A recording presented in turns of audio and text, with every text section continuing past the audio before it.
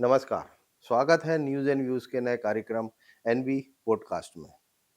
इस कार्यक्रम के ज़रिए सरकार की चल रही योजनाएं और उसके क्रियान्वयन से जुड़ी हम बात करेंगे कानूनी विद से, हम बात करेंगे पर्यावरण विदों से और जानेंगे क्या है खामियां, क्या है अच्छाइयां, किस तरह से इनका क्रियान्वयन हो रहा है, हो सकता है, होना चाहिए।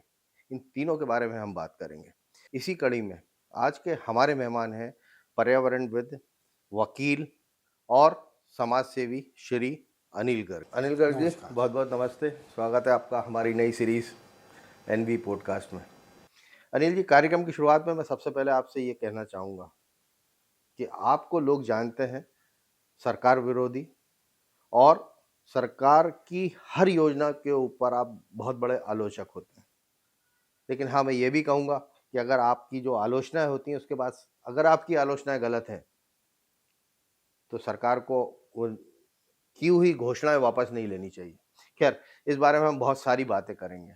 फ़िलहाल अपनी शुरुआत करते हैं जीआईएस 2025 से। उसके तहत सरकार ने के कई विभागों में कई योजनाएँ की उन्होंने घोषणाएँ की। जैसे कुछ फ़ॉरेस्ट में की, टूरिज़्म की बात की उन्होंने, माइनिंग के बारे में बात की, इंडस्ट्रीज़ के बारे में बात की।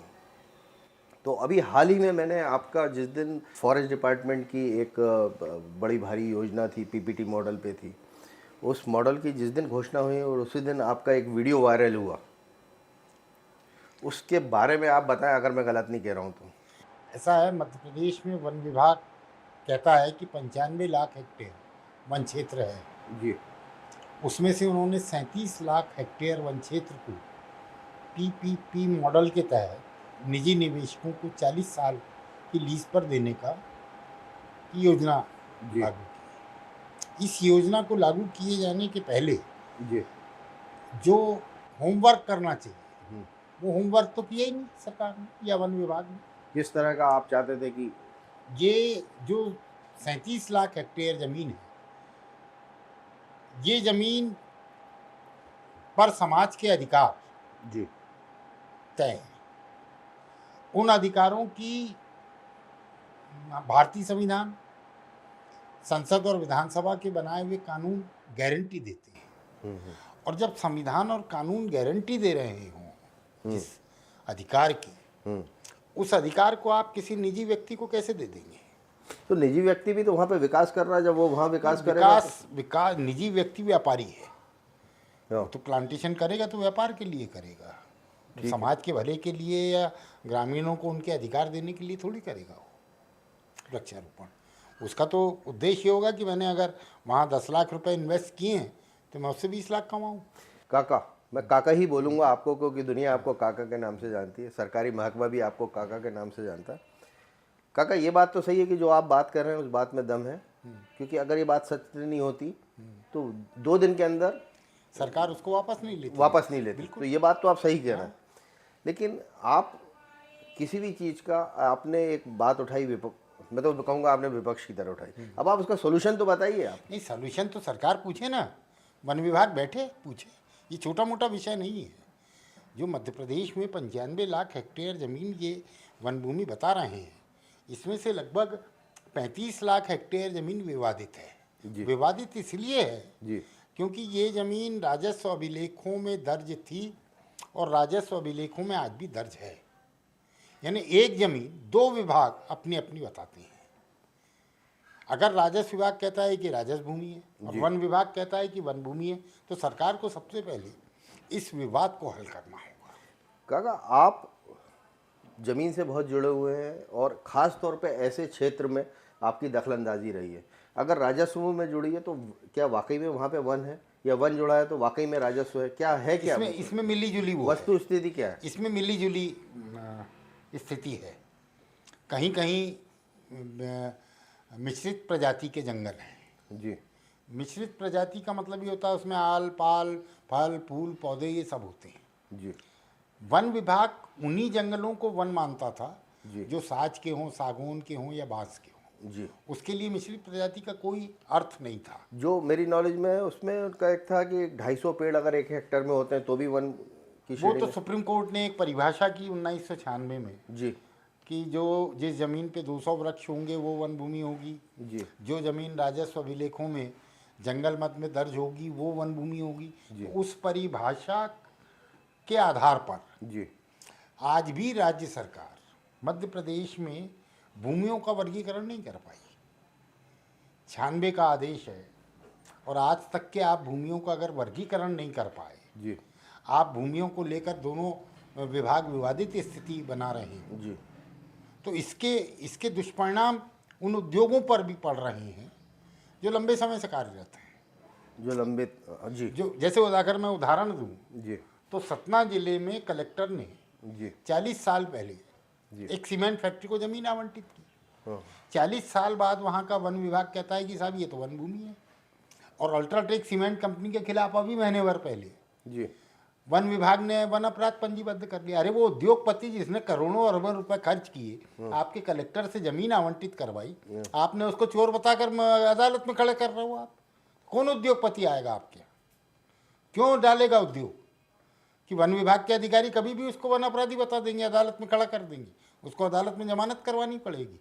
अरे उसने आपके कलेक्टर से ज़मीन आवंटित करवाई, पैसा लगाया, उसको डेवलप किया, उद्योग कर रहा है, वो चालू कर रहा है, उत्पादन कर रहा है, और वन विभाग ने बिना सोचे समझे उसको अपराधी बना दिया। तो ये जिम्मेदारी तो सरकार की है।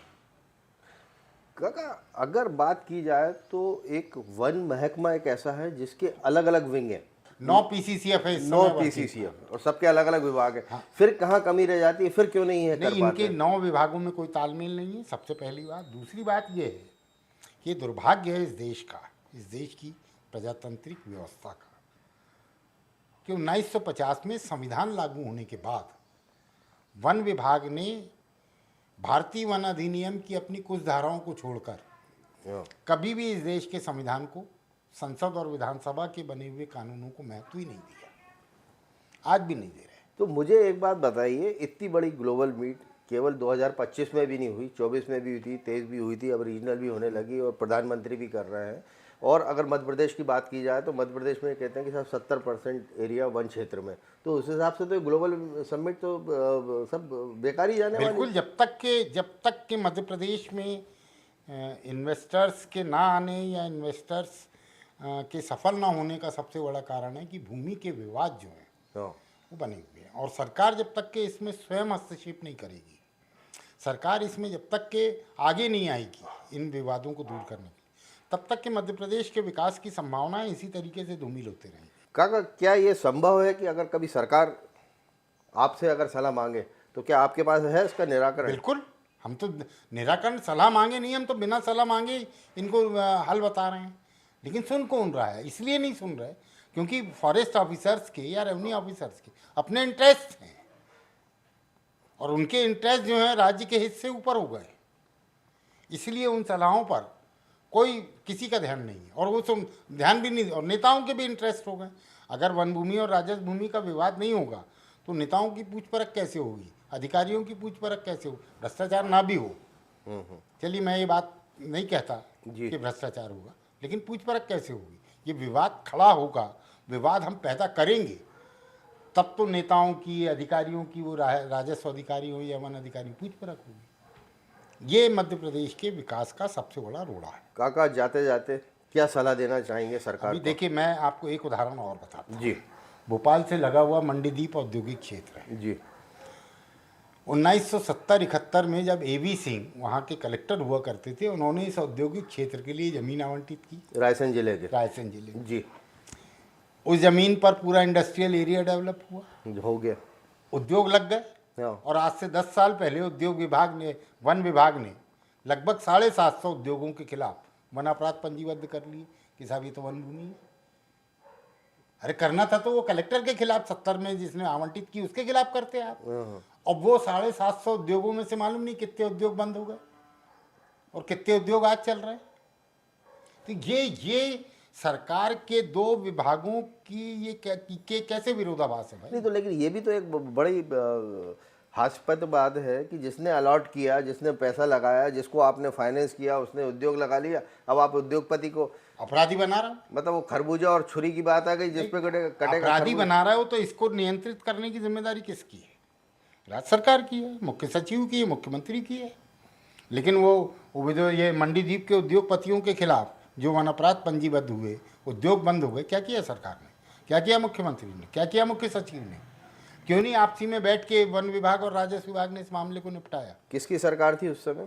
ये तो सरकार तो लगातार चली आ रही है। शिवराज सिंह जी की सरकार के टाइम में वन अपराध पंजीबद्ध हुए थे 2006-07 में। जी जी काका, अगर आपने जिस तरह से बात की है मंडीदीप इंडस्ट्रियल एरिया की, है ना, तो इस तरह के तो बहुत सारे एरिया हैं। हाँ, है। ग्वालियर में भी है, मालनपुर भी है, पीतमपुर भी है। पीतमपुर अब का तो एक अभी देखो, पीतमपुर का एक ताज़ा मामला है। जी मनीष सिंह इंदौर कलेक्टर थे। जी उन्होंने राजस्व भूमि मानकर पीतमपुर इंडस्ट्रियल एरिया के लिए जी जमीन आवंटित की। हाँ। और उस जमीन को वन विभाग ने आवंटित कर दी। उस जमीन को वन विभाग कहने लगा कि साहब ये तो वन भूमि है। तो वहाँ जो देपालपुर के अनुभागीय अधिकारी यानी वन व्यवस्थापन अधिकारी, उनने उन्हीं के वन कानून के तहत वो जमीन वन खंडों से पृथक कर दी। पृथक करने के बाद वो वन भूमि नहीं रही। भारत सरकार भी बोलती है, देश का सुप्रीम कोर्ट भी, लेकिन वन विभाग अड़ गया और उस 350 हेक्टेयर भूमि के गैर वानिकी उपयोग की अनुमति का प्रकरण चला और करोड़ों रुपए राज्य सरकार को उसमें वन वृक्षारोपण के लिए जमा करना पड़ा। तो इससे तो राज्य सरकार को हानि भी हो रही ना, आर्थिक हानि। सर, अगर वन विभाग की बात की जाए तो वन विभाग भी सरकार का एक हिस्सा है। फिर ये आप मानते हो कि वन विभाग सरकार का एक हिस्सा? मैं तो नहीं मानता कि ये सरकार का हिस्सा है। ये तो आज भी ब्रिटिश हुकूमत का हिस्सा है। कोई इसके चाल चलन ढंग में ब्रिटिश हुकूमत के टाइम से आज तक के कोई परिवर्तन दिखाई नहीं देता, कानून कायदों में, नियम में, इनके कार्यप्रणाली में। इसलिए मैं तो इसको आज़ाद भारत का कोई विभाग मानने को मैं आज भी तैयार नहीं। मेरा तो बहुत स्पष्ट वो है कि ये ब्रिटिश हुकूमत के एजेंट की तरह काम कर रहा है इस देश में। तो काका, अब हम यहाँ लेंगे, इस प्रोग्राम को देंगे विराम। धन्यवाद, बहुत बहुत धन्यवाद। अगली बार हम आपसे फिर किसी नए विषय पे, बिल्कुल, हम आपसे अगली बार फिर बात करेंगे जब आप चाहेंगे। धन्यवाद आपका बहुत बहुत। चलिए, तो आज के कार्यक्रम में बस इतना ही। अगली बार हम फिर हाजिर होंगे किसी नई शख्सियत के साथ। हमें दीजिए इजाज़त।